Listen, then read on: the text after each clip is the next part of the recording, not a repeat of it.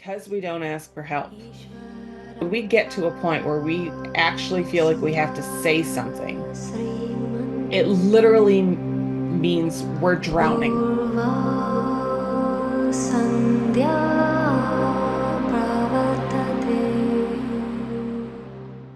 And and then I'm like, am I insane?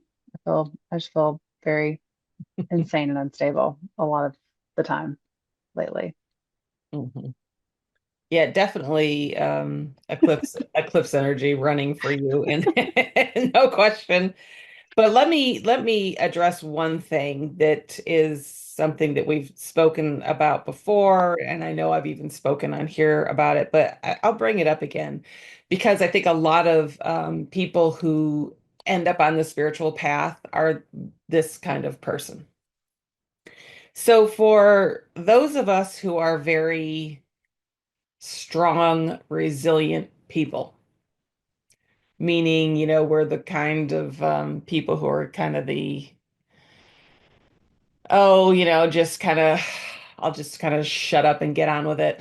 I have to pull myself up by my bootstraps and do the stuff, and I'll be willing to do what everybody else doesn't want to do, like that person, right? Doesn't matter if you're male or female, like it just people who end up here usually are that kind of person because look at the kind of work this takes, right? This isn't something that a quitter is going to just jump into.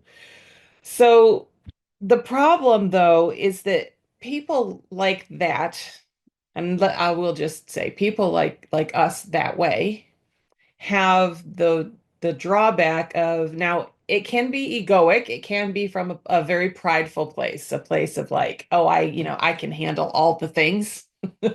And we have like a level of vanity around that.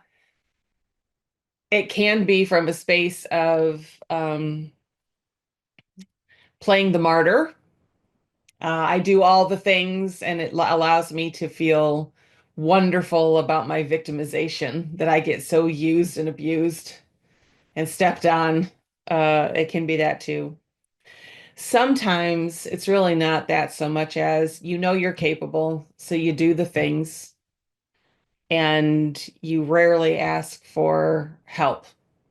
Probably mostly because it doesn't even occur to you to. And then sometimes it's because you recognize, like the biggest thing is probably you don't ask for help because you know that by the time I ask for help and then have to explain it and then get the assistance, I could have already been done with it. So you just don't do it. Um, but one thing I know about this kind of person, and I say that because this was my experience as well, is that because we don't ask for help, when we get to a point in a relationship, at a job, like whatever it is in our life, but when we get to a point where we actually feel like we have to say something to someone, it literally means we're drowning. And the downside to it is that the people around us can't see it that way. I think the people around us recognize how capable we are and recognize that, well, you're like the most capable person I know. I'm sure this is not going to be a big deal for you because something that would be completely and utterly overwhelming to them, that would stop them dead in their tracks and they wouldn't even know where to start. You can walk in and be like, oh, yeah, well, let me just give me that. Right. And within, 15 minutes or a half a day or something, you've got it kind of taken care of and you're able to give it back to them and be like, okay, so you're good now, whatever. And they're like, wow. And for them, they're people who aren't as capable are used to asking for help. They ask for help all the time. What they also know within that is that, like a lot of the things they ask for help for, they probably really don't need help. They just need to try harder. And a lot of people aren't interested in putting the work in. So it's easier to ask someone else to tell them what they're supposed to do than for them to, do that. So when you say, I need help, their natural thing will be to project the way they are onto you and be like, well, she's saying she needs help. She probably doesn't really need it. And they don't realize that when you say I need help, it means I have been already been drowning for 30 minutes. I literally already took my last gasp. I am like 20 feet under the water and the air bubbles are starting to leave. Like that's where I am, and that's where I need to be before I even ask for help. Does that sound familiar to anybody if I say that?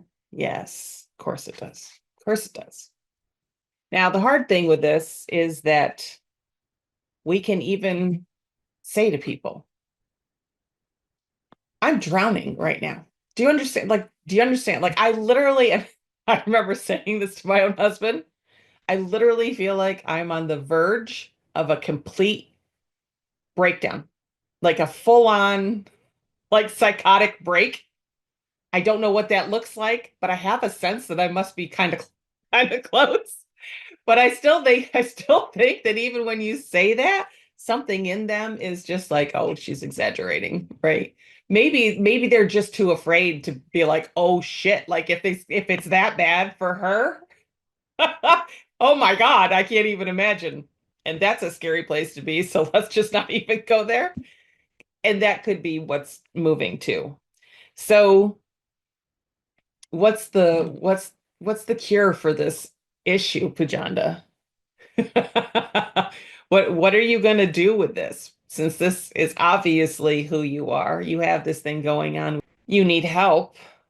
You think you're asking for help, and then they're not catching on. So what do you need to do you think? So it's like the situation itself needs to be addressed. Um, and try to get them to understand that where help is needed, or I have to let it fail. Hmm. And that's difficult. And just trust that I have done literally everything that I can, and it's documented that I've done everything that I can Right? to wave all the flags and do all of the things and try to get help, and and it didn't work, and so it failed. Yeah. Yeah, So thank you. you do have an opportunity to sit down and have a brief but very honest conversation and say, look, I need to explain something to you about me and who I am. I don't ask for help because I know that I usually don't need it really because I can figure it out on my own and I'm happy to do that. But if I ever ask you for help, please know that it means I'm desperate for help because I don't ask unless I'm desperate. So there's no shame in just letting people know, look, if I say it, I mean it, and you have to take it seriously because you got to at least give them an opportunity to understand you. And if you haven't had that talk before, take now is a good time to do it. And then once you've had the talk, if at that point it comes around again and you ask for help and you're not getting it, then I guess you have to question, if you're in the right place at that point, whether that's with your spouse, your job, your whatever, wherever it shows up in your world.